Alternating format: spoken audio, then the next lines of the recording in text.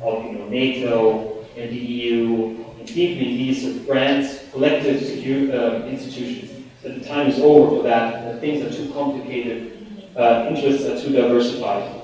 So what looks like a messy transition phase could actually become a permanent scenario. Okay, so much for the two trajectories, and I'd like to start to pull it to a close and give you a chance to ask some questions.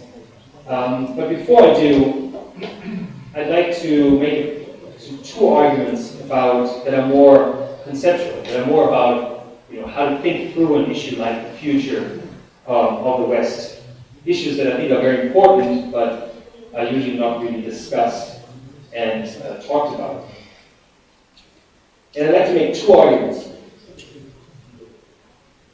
First of all, obviously we live in uncertain times. Like I said at the very beginning, we don't know what's going to happen to the West, just like we don't know what's going to happen to China, other emerging economies, the rise of the BRICS, the future of terrorism, and so on. But I think we have to take this a little bit more seriously. Usually when people talk about uncertainty and what it means, they think of it as a background condition. So something that exists now, but sooner or later the really important factors are going to work their way through.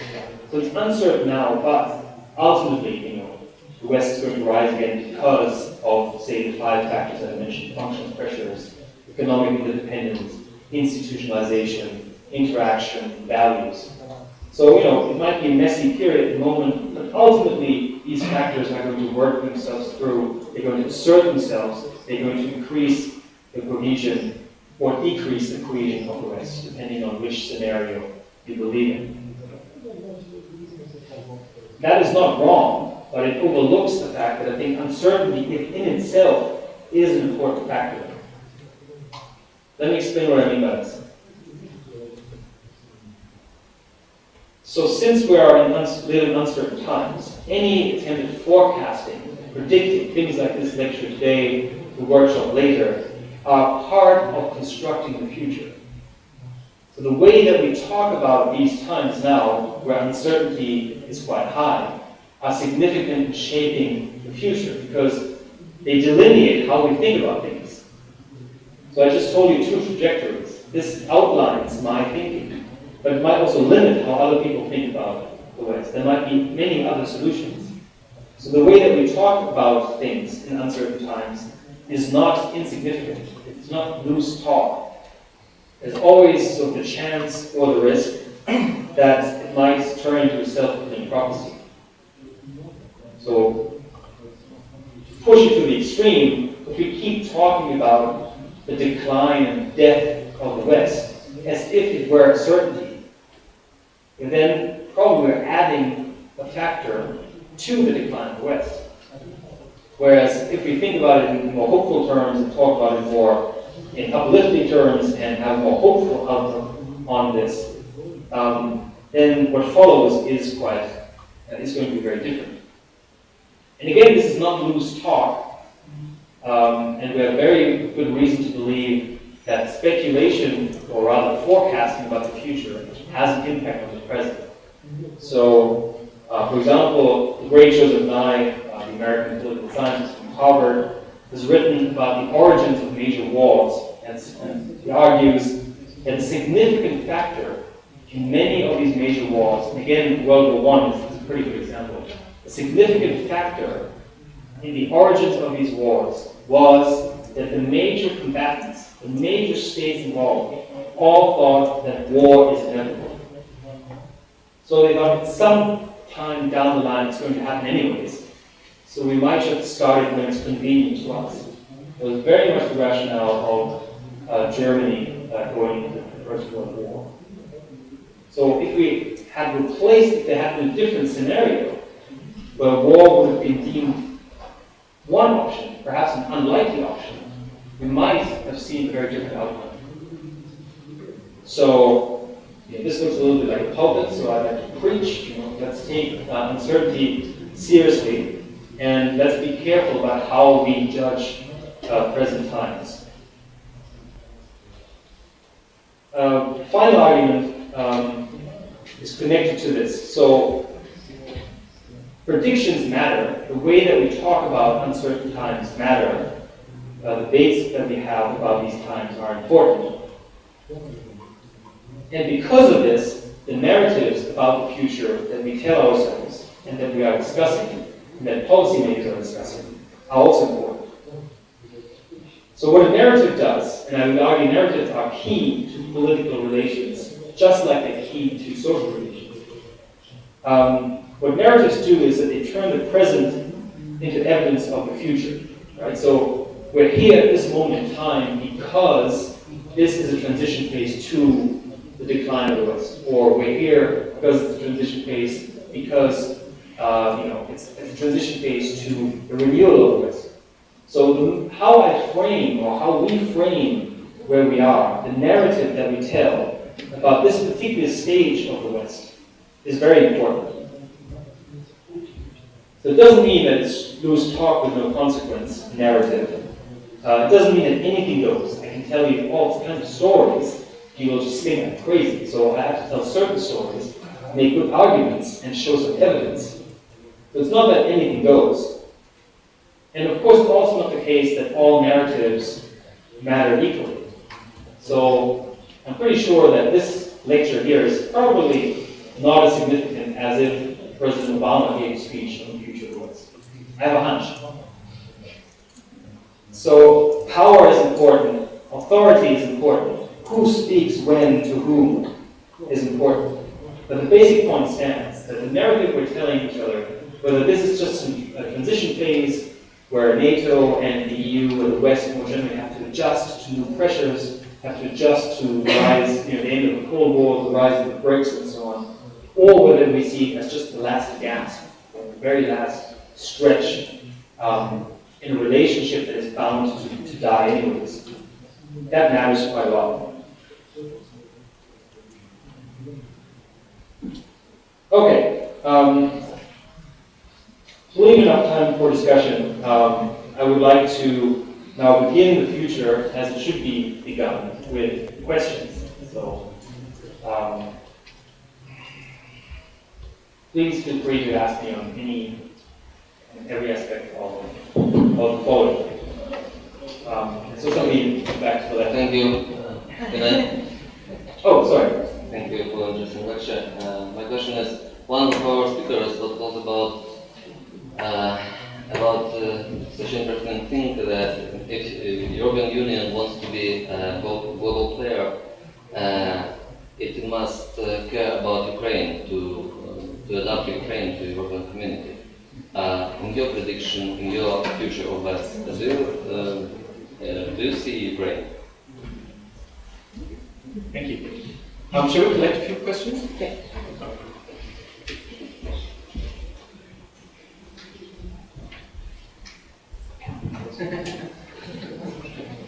Yesterday we had a lecture given by an American active diplomat and professor of international relations, and he made it really clear and straightforward. He said, sorry guys, we are not really interested in Europe, it's not our priority anymore. And he made a very clear explanation, so why it is so. He said that Europe doesn't have too many important things which are actually in need by the United States. And when I listen to European lectures, I hear that every other word is United States, US, transatlantic. So let me ask you this way. What does the Europe need from the US so that it cannot or doesn't want to do itself? Thank you.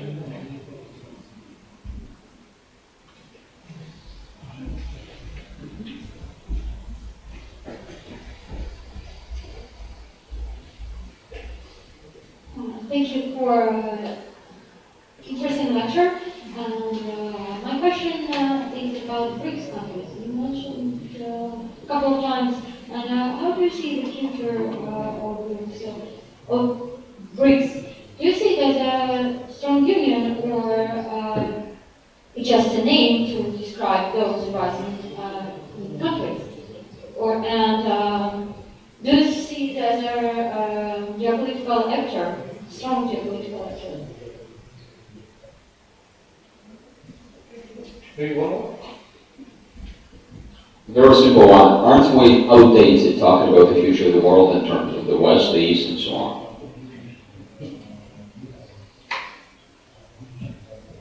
All right, thank you. Great questions. Okay, so let's start with the question about the Ukraine. I think it's a fairly specific one. So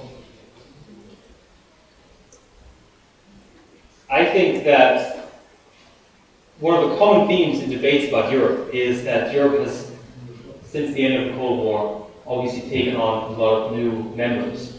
And I think there's a real sense of the danger of overstretch.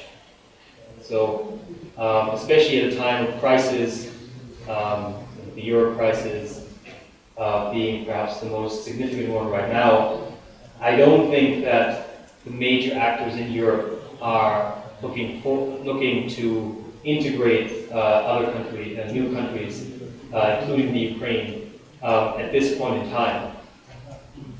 If that means full membership, and as we know, there's some countries, Turkey is of course the most long-standing candidate, who's basically been promised that it can join since the 1950s.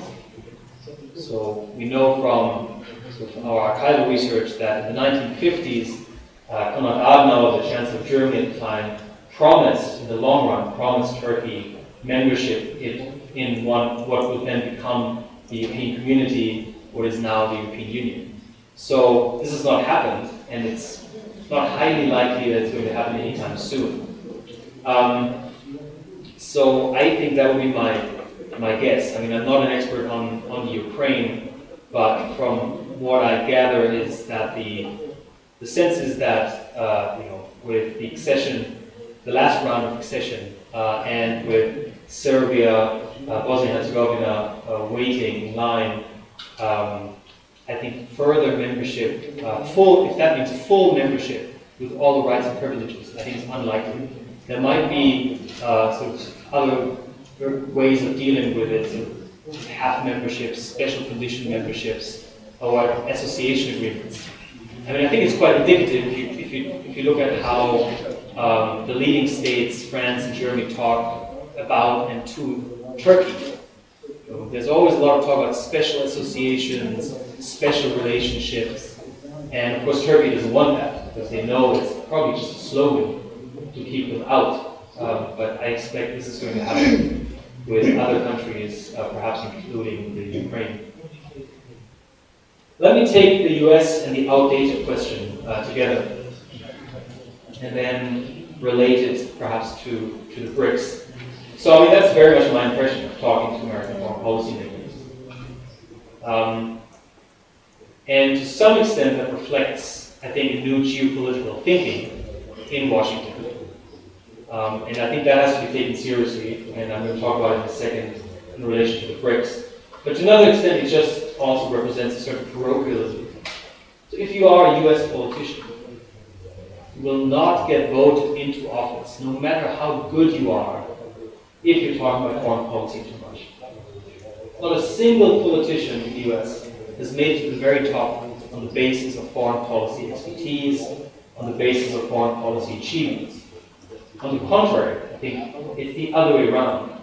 So whether it's President Truman, who was the president who fought the Cold War, who started fighting the Cold War, had no foreign policy experience whatsoever. And the same, of course, with George W. Bush, and Obama, too, didn't have any significant foreign policy experience. So, to some extent, it's ignorance. And the ignorance, I think, is, more importantly, the result of the fact that the US doesn't have to worry about Europe at this point in time. Because the EU might be struggling with certain issues, but we've far evolved from the point where it used to be in the 1940s, the 1930s, the 1920s, and during the First World War. So to some extent, the success of the European Union, and you could argue the success of the West more broadly, leads to the fact that the US doesn't have to worry about Europe at this point in time. That doesn't mean, of course, when things go downhill in Europe, that Europe will be back on the agenda. And I think for economic reasons, for diplomatic reasons, and others. So at the moment, I think the US can afford to look more towards the Middle East and especially, of course, to Asia, because it has secured. The West seems relatively secure in the sense, at least of there are no wars. Regional stability is very high. Regional integration is fairly high, and the conflicts that we do have are political conflicts, right? They're not military in any kind of way. But that, if that changed, the U.S. would reprioritize. And that leads me to the BRICS. So to give us a clear answer, I don't think that the BRICS are in our generation going to become a unified, cohesive actor. If you just look at the problems that China and India have with each other, historical, political, economic, I think the problems are staggering. And the fact that the BRICS exist, first of all, it's just a label. Goldman Sachs invented it. It lumps together extremely different countries, and I'm sure you discussed this issue in depth. You can argue that the BRICS is actually a misnomer, because I would argue Russia doesn't belong in the BRICS.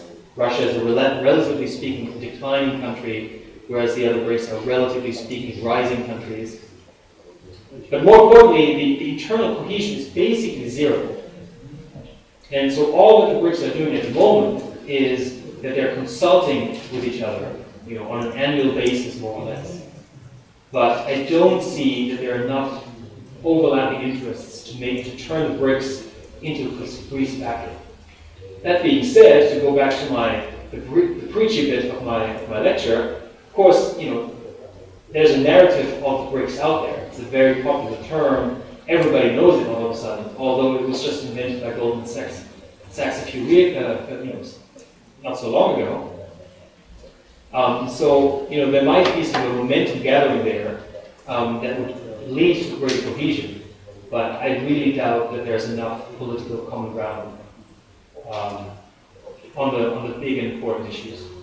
And also, I do think that within the BRICS, China really sticks out, and then economically speaking, then it's India, and then there's a long gap, and then there's Brazil, and there's a long gap, and then there's Russia and South Africa, and other emerging states. So it's a very disparate group, and I think the sea is very important. China is, I think, an actor in its own league within the BRICS.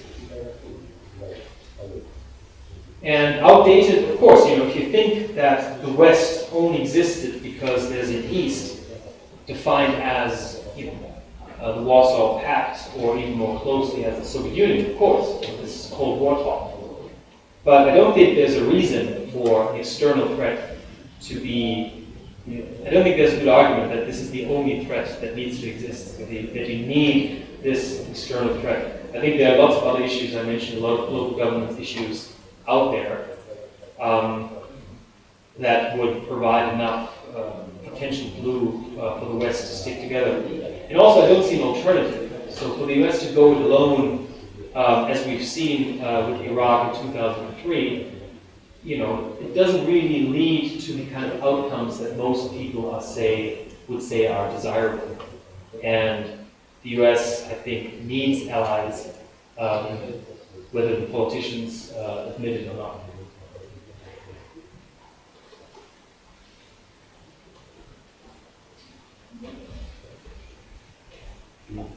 Go ahead. Say it. Sure, absolutely. Thank you. My name is Paweł Zbierz. I'm from the Facebook email portal. I have a question concerning integration of the West, mainly European Union. Maybe because of the decline, maybe because of the financial crisis, it's not any more attractive for the partners, as for partners, for represented here by you.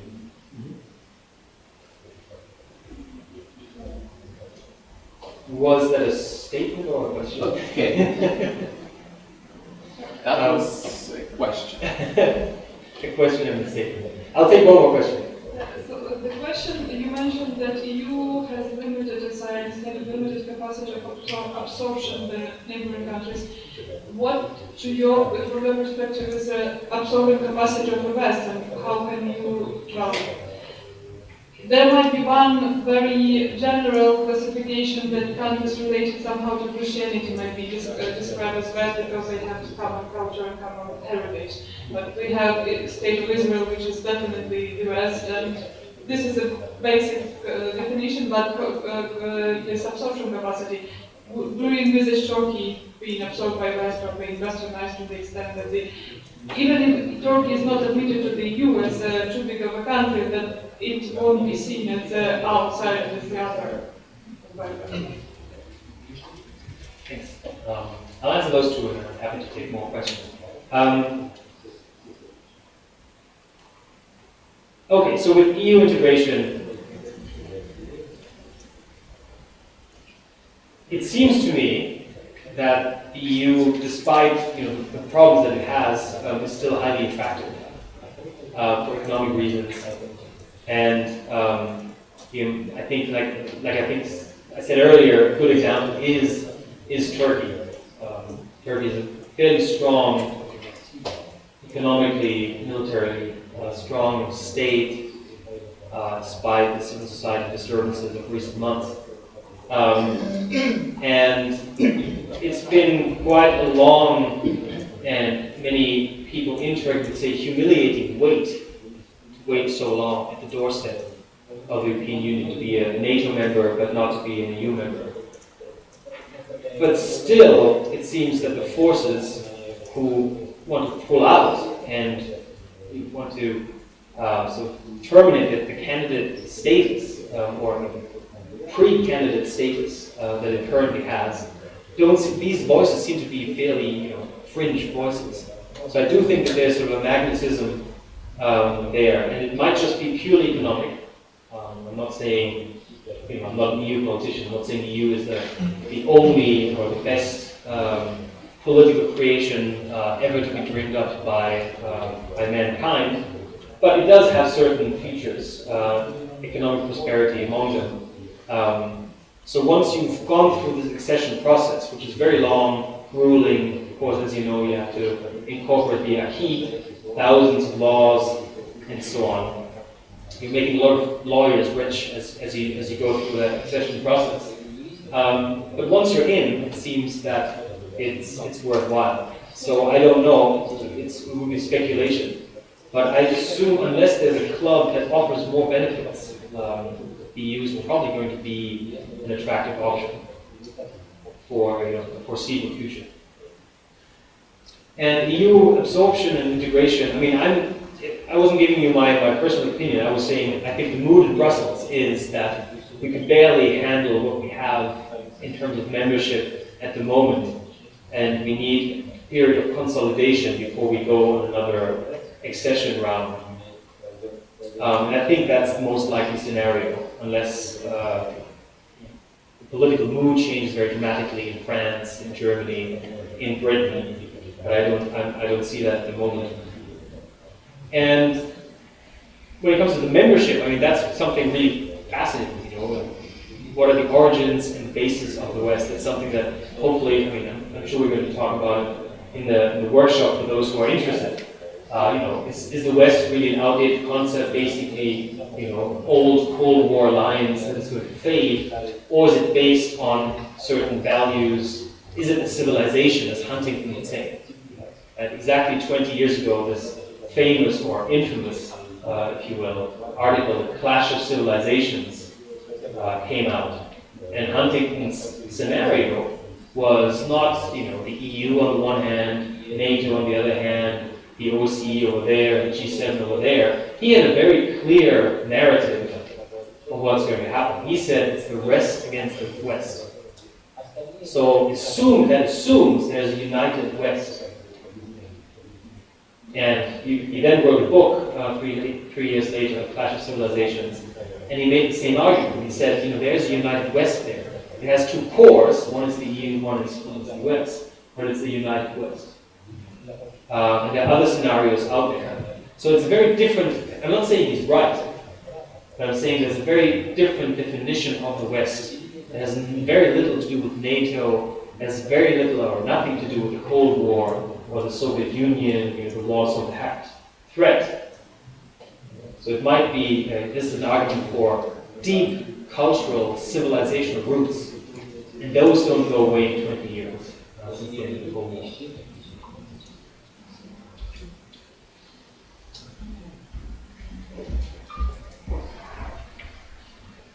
Thank you for your presentation. It just came up to my mind now that in less than 6 months, if I'm not mistaken, something is going to happen in Britain. Scotland might declare independence. As I see it, there is a trend for parity, right? For not a united West, but a disunited West, because that might create a precedent. Belgium, Spain, who knows, maybe somewhere else.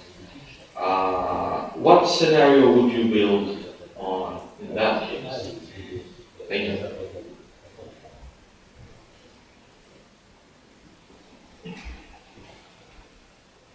Okay, so yeah, Britain is an interesting bit. So there's a real chance that Scotland is going to secede from the United Kingdom. I don't think it's going to happen, but it could happen. There are significant voices. After all, Scotland has just won Wimbledon, so clearly that means there is there's something out there that shouldn't be called the UK. It's something that should be called Scottish. But let's assume it did happen. I think it's unlikely, but it might happen. In that case, my favorite scenario would be Scotland succeeds from the United Kingdom and then joins the EU.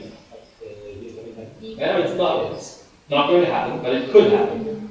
So what I'm trying to say is that, interestingly, we do have secessionist movements within some states. If we talk to a Catalan politician, they don't like to be part of they don't like to be part of anything other than Catalonia.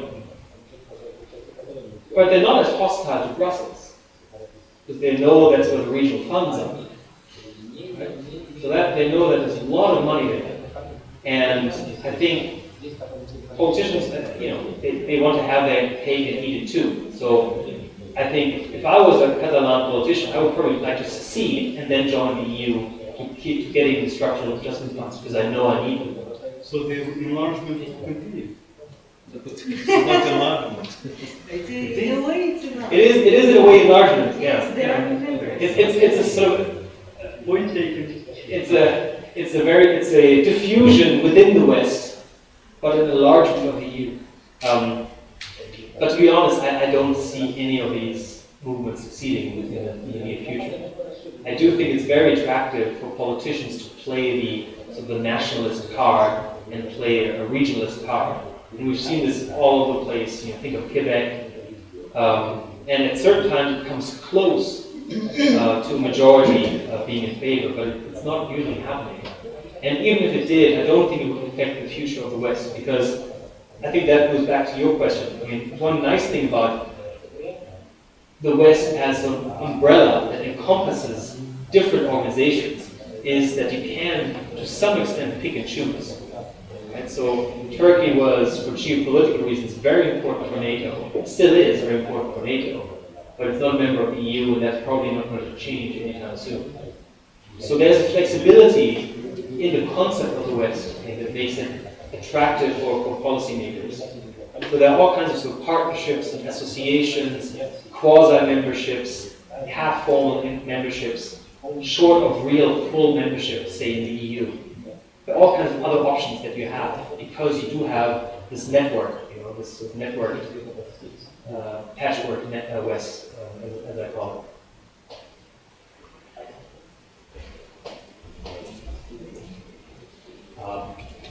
The EU is usually associated with quite a complex system of governmental mechanisms, institutions, fan of the terms terms of statistics and research, and some said that behind always or above always is the right equation, which is described in a very quick manner.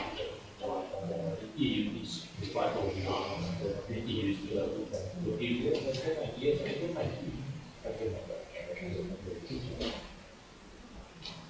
So is the EU Germany? Or is Germany the EU? Interestingly, the Germans say it isn't the case. So one of the things that I read on my power trip yesterday was a big 14-page editorial lead article by The Economist from a few weeks ago, and the title was "The Reluctant Hegemon." And living in Britain is quite interesting, because the British keep saying, well, why don't you lead more? Why doesn't Germany lead more? They need to lead more. And even, I think it was 2 years ago, when the Polish foreign minister said that the problem is not so much an overly assertive, hegemonic Germany, the problem is that Germany is too hesitant when it comes to certain decisions relating especially to the EU, to the Euro. So the answer is no. Of course, the EU is much more than Germany, and the Germans, importantly, like it that way. So I don't think that any of the parties in Parliament, the 5 parties that are in Parliament, would like Germany to either dominate the EU or pull out of the EU. It's just not part of the political consensus. So maybe you have 2% on the right, on the extreme right, maybe 2% on the extreme left. So the 2% of the extreme right from parties that are not in Parliament, will never be in Parliament, would probably like to dominate Europe in the political sense.